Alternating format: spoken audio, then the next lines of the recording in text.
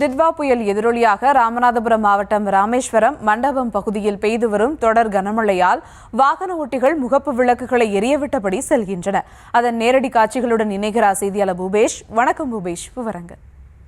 நிச்சயமா வணக்கம். அந்த ராமநாதபுரம் மண்டபம் உள்ளிட்ட பகுதிகளில் டிட்வா புயல் எதிரொலியாக பலத்த மழையானது பெய்து வருகிறது. இந்த பகுதி முழுவதும் எதிரே வரக்கூடிய வாகனங்களுக்கு கூட தெரியாத வண்ணம் மழை பெய்து வருவதன் காரணமாக ராமேஸ்வரம் மதுரை தேசிய நெடுஞ்சாலையில் இருபுறமும் செல்லக்கூடிய வாகன ஓட்டிகள் தங்களுடைய முகப்பு விளக்குகளை எரியவிட்டவாறு சென்று கொண்டிருக்கின்றனர். இந்த பகுதி முழுவதும் தொடர்ந்து பலத்த மழை பெய்து வருவதன் காரணமாக மக்கள் வீடுகளுக்குள்ளே முடங்கும் சூழல் ஏற்பட்டிருக்கிறது. ராமநாதபுரம் மாவட்டம் பாம்பன், மண்டபம், ராமேஸ்வரம் உள்ளிட்ட பகுதிகளில் 70 கிலோமீட்டருக்கும் அதிகமான காற்று வீசுவதால் கடற்கரை ஓரங்களில் இருக்கக்கூடிய இந்த சாலைகளில் அதிக அளவு மழை பெய்து வருகிறது. இதனால் வாகன ஓட்டிகள் கடும் சிரமத்திற்கு ஆளாகியுள்ளனர்.